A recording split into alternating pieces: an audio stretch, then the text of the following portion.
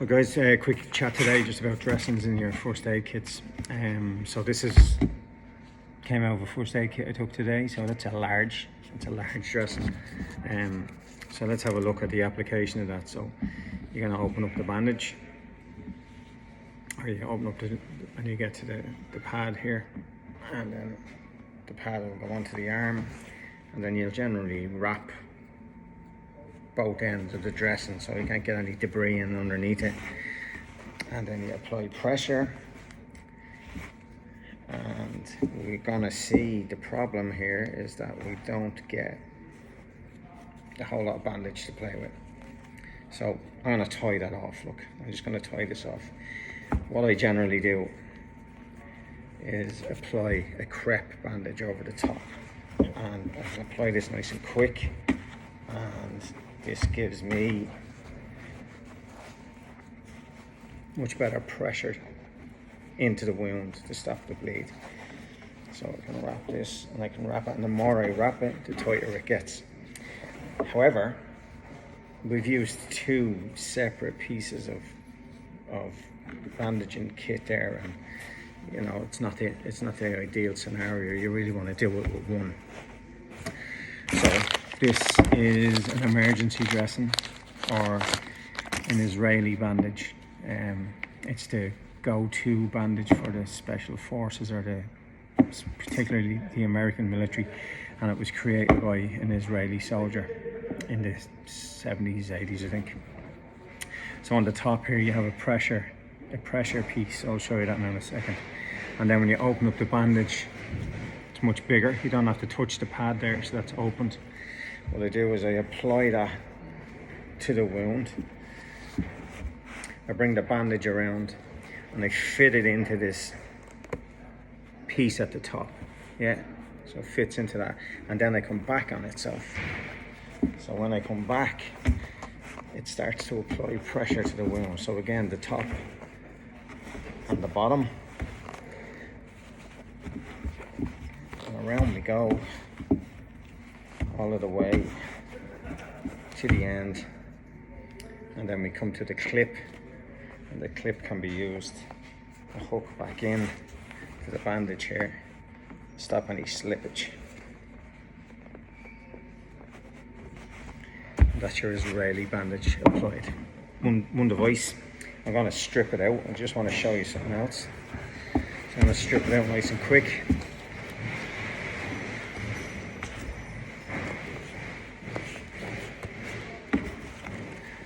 I want you to look at the length of this. So the length of the dressing that I get to go onto this pad. And what I had to do with a normal first aid kit to supplement that was I had to use a secondary dressing, or a secondary bandage. And again, that's quite long. But when you actually look at the normal dressing, so and this is a large one,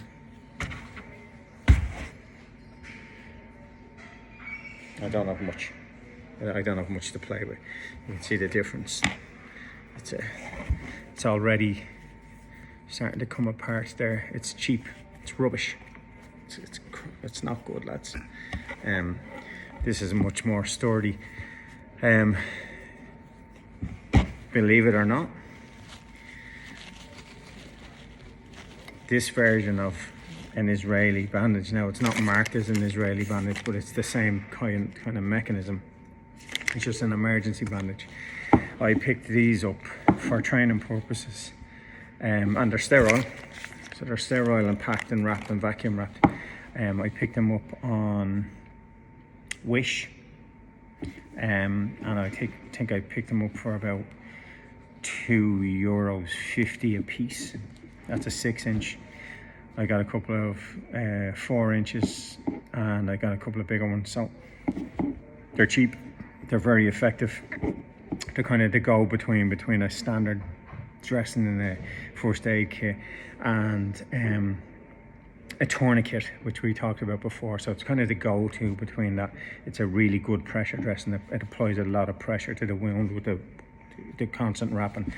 And like if you want to get more pressure to it, every time you wrap it, you can put a twist in, and that applies more pressure. So when you put your dressing on and you come through here, you can back on yourself. Yeah, but every time you come around the bandage, you can put a twist into the bandage, and that starts to apply even more pressure to the dressing. At the end, when you have a pressure dressing put on, then it's a good idea to check the circulation into that extremity. So maybe press on the nail bed and see that you get good pinking or good blood flow back into the nail bed, to show that you haven't got that on too tight. And the same practice applies. If this continues to bleed, or this continues to bleed and soak this bandage through, then you apply another one over the top. You don't remove the bandage because you might break down any clotting that's already formed, but you put another one over the top. Yeah, so that's it. That's an Israeli bandage. Much more effective, much better, stronger, just a better product than the standard little bandages you get in first aid kits. And although they come in different sizes, unless you pay for particularly good dressings, they generally don't do what you expect that they're going to do. Okay, thanks guys.